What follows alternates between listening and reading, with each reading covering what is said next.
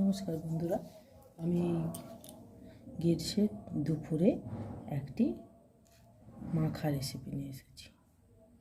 আশা করি সবাই কম বেশি খেয়েছে, তবু ভাবলাম একবার তোমাদের সাথে শেয়ার করি। তোমরাই তো আমার সব।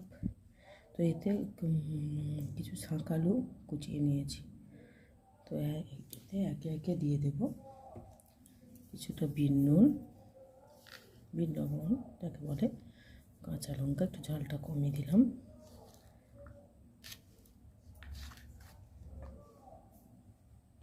কুচুনো পেঁয়াজ,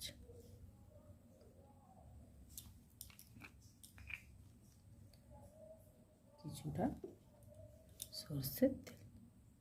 বন্ধুরা, এবারে ভালোভাবে এটাকে মাখিয়ে নেব।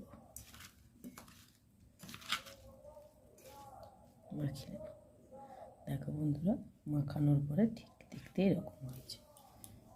তো কার কার এরকম মাখা খেতে ভালো লাগে রোদ্রের দুপুরে আমাকে কমেন্টে জানিও। এবং প্লিজ চ্যানেলটিকে সাবস্ক্রাইব করে দিও, লাইক কমেন্ট শেয়ার প্লিজ।